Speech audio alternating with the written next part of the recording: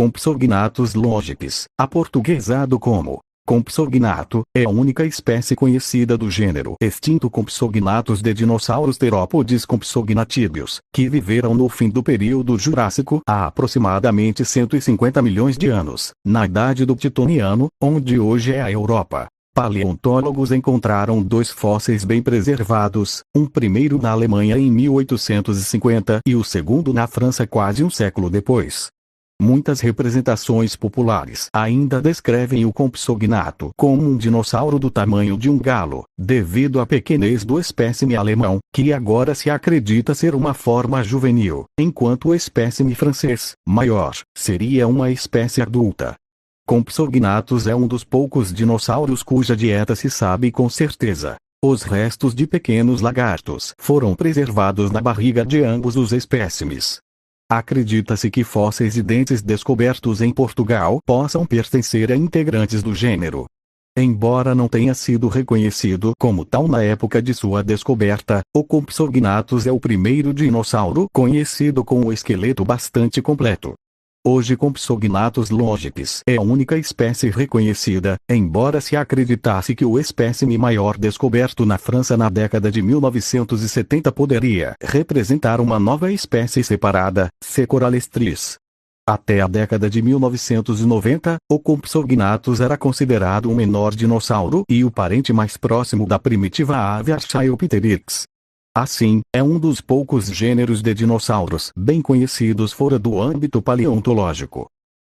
Descrição: C. longipes media cerca de 1 metro de comprimento durante décadas. O Compsognathus foi famoso por ser o menor dinossauro conhecido. Os espécimes coletados medem em torno de 1 metro, 3 pés, de comprimento.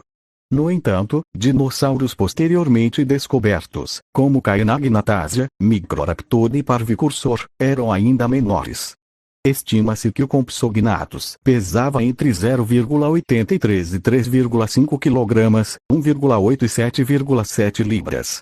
Compsognathus era um animal pequeno e bípede com patas traseiras longas e uma cauda alongada, que utilizava para manter o equilíbrio durante a locomoção. Os membros anteriores eram menores que os posteriores e eram providos de 3 dedos equipados com garras sólidas adaptadas para capturar presas. Seu delicado crânio era estreito e longo, com um focinho pontiagudo. O crânio tinha 5 pares de fenestras, aberturas cranianas, sendo as mais largas as órbitas oculares, onde estavam os olhos no animal vivo. Os olhos eram grandes em proporção ao resto do crânio. O maxilar inferior era fino e não apresentava fenestras mandibulares, buracos na parte de baixo do maxilar comumente vistos em arcossauros. Os dentes eram pequenos mas afiados, compatíveis com sua dieta de pequenos vertebrados e possivelmente outros animais pequenos, como insetos. Seus dentes vistos de frente, os da premaxila, não eram cerrados, ao contrário dos que estavam mais atrás da mandíbula. Os cientistas usaram essas características dentárias para identificar o Compsognathus e os seus parentes mais próximos. O geólogo Achim Reisdorf e o paleontólogo alemão Michael Wuttke, em 2012, descreveram os fenômenos tafonômicos do espécime alemão de Compsognathus.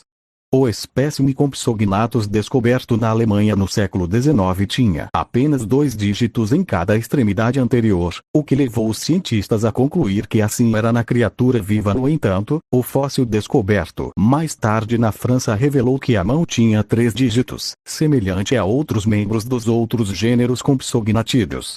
A fossilização do Compsognathus alemão simplesmente não havia preservado completamente as mãos do espécime. O francês Alain Bidard presumiu que o espécime encontrado na França tinha mãos palmadas, que pareceriam barbatanas, quando vivo no livro de 1975 A Evolução e a Ecologia dos Dinossauros. O paleontólogo britânico Lambert Beverly Alstead descreve o animal como um dinossauro anfíbio capaz de se alimentar de presas aquáticas e de nadar fora do alcance de grandes predadores. O paleontólogo americano John Ostrom desacreditou esta hipótese ao demonstrar de maneira definitiva que o espécime francês era quase idêntico ao espécime alemão em todos os aspectos, exceto em seu tamanho. A pesquisadora francesa Karin Peyer confirmou essas conclusões. Tegumento. As evidências de espécies relacionadas sugerem que seu corpo poderia ter sido coberto por estruturas semelhantes a penas. Alguns parentes do Compsognathus, como Sinosauropteryx e Sinocaleopteryx, ficaram preservados com restos de penas simples que cobriam o corpo, com o que alguns cientistas sugerem que o Compsognathus poderia ter sido emplumado de forma similar. Consequentemente, muitas representações do Compsognathus o mostram com coberturas suaves de protopenas. No entanto, penas e envolturas em forma de penas não foram preservadas com os fósseis do Compsognathus, ao contrário do Archaeopteryx, encontradas nos mesmos sedimentos. Peyer, em 2006, relatou impressões de pele preservadas no lado da cauda a partir da 13ª vértebra da cauda. As impressões mostravam pequenos tubérculos repletos de furos, semelhantes às escamas que existiam na cauda e nas patas traseiras do Juravenator. O paleontólogo alemão Friedrich von Huene informou sobre escamas adicionais em 1901, na região abdominal do Compsognathus alemão, mas posteriormente Ostrom refutou esta interpretação. Em 2012 foram vistas por Reisdorf como placas de adipocere, cera cadavérica. Igual ao Compsognathus, e ao contrário do Sinosauropteryx, um fragmento de pele fossilizado da cauda e a extremidade posterior do possível parente Juravenator Stark mostram principalmente escamas, embora haja alguns indícios de que penas simples também estavam presentes nas áreas preservadas. Isso pode significar que uma cobertura de penas não era onipresente neste grupo de dinossauros, levando alguns cientistas a sugerirem que o Compsognathus poderia ter sido emplumado de forma similar. História do Compsognathus. Se conhecem dois esqueletos quase completos, um da Alemanha, que tem 89 centímetros de comprimento, 35 polegadas, e outro da França, de 125 centímetros, 49 polegadas. Por quase um século, o Compsognathus foi o único terópode pequeno bem conhecido. Isto levou a comparações com o Archaeopteryx e sugestões de uma relação com as aves. Inclusive Compsognathus e Archaeopteryx despertaram interesse no biólogo britânico Thomas Henry Huxley. Na origem das aves, os dois animais compartilham muitas semelhanças em forma, tamanho e proporções. Na verdade, um fóssil sem penas preservadas de Archaeopteryx foi por muitos anos identificado erroneamente como um espécime de Compsognathus. Muitos outros dinossauros, incluindo Deinonychus, oviraptores e Gnosaurus, são agora conhecidos como parentes próximos das aves. Descobertas. J. Oberndorfer descobriu o fóssil de Compsognathus na Baviera, na Alemanha, durante a década de 1850, em exposição no Museu de História Natural da Universidade de Oxford. Um médico e colecionador de fósseis, Joseph Oberndorfer, descobriu o espécime alemão, BSP ASI 563, no calcário de Solnhofen, na região de Riedenburg-Kelheim da Baviera, durante a década de 1850. O calcário da região também produz fósseis bem preservados, como o de Archaeopteryx, com impressões de penas, e alguns pterossauros com marcas de membranas de suas asas que datam do estágio titoniano inferior. Johann Andreas Wagner, paleontólogo alemão, descreveu o espécime brevemente em 1859 e de forma mais detalhada em 1861, quando cunhou o termo Compsognathus longipes. O nome do gênero vem do grego compsus elegante, refinado ou delicado, e gnathus mandíbula. O da espécie vem do latim e significa patas longas. No início de 1868, Huxley levantou a hipótese de que o espécime estava intimamente relacionado aos dinossauros, e em 1896, o paleontólogo americano Othniel Marsh reconheceu o fóssil como um verdadeiro membro do grupo. Ostrom redescreveu a espécie completamente em 1978, tornando o dinossauro um dos terópodes pequenos mais conhecidos até hoje.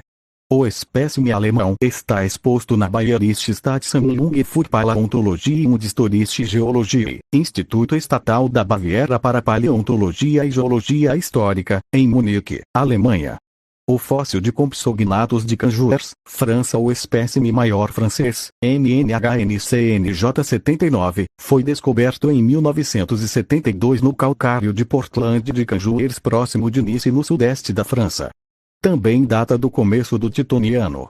Embora Bidar tenha originalmente descrito o espécime como uma espécie separada chamada de Compsognathus coralestris, Ostrom, Michard e outros renomearam-no como outro exemplar de Compsognathus longipes. Kimby identificou o exemplar menor alemão como um jovem da mesma espécie em 1983. O Museu National d'Histoire Naturelle de Paris adquiriu o fóssil francês do Compsognathus. Michard estudou-o lá completamente. O colecionador Heinrich Fischer havia rotulado originalmente um pé parcial, também de Solnhofen, como pertencendo a um Compsognathus. Embora esta identificação tenha sido rejeitada pelo paleontólogo alemão Wilhelm Barminda Mess em 1884, von Huene, em 1925, remeteu temporariamente o espécime para Compsognathus. No entanto, o estudo de Ostrom de 1978 desmentiu isso.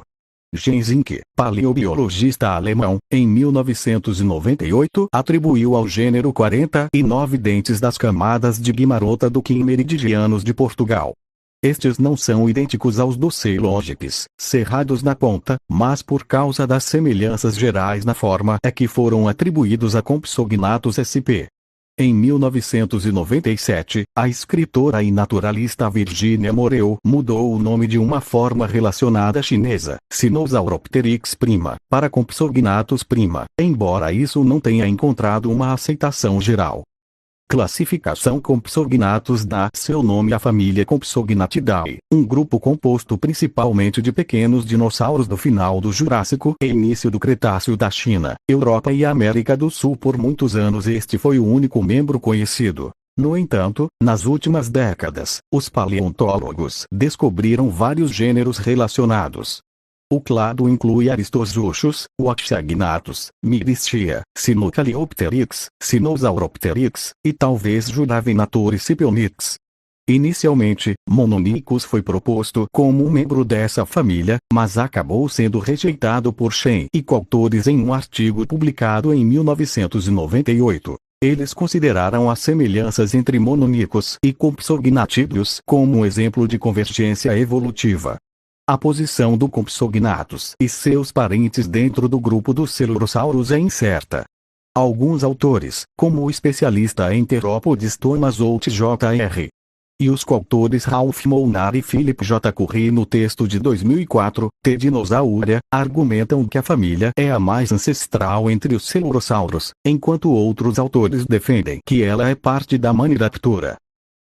Paleobiologia. Inicialmente, acreditava-se que o Compsognathus coralestris tinha barbatanas nas patas dianteiras, com as quais levava uma vida anfíbia.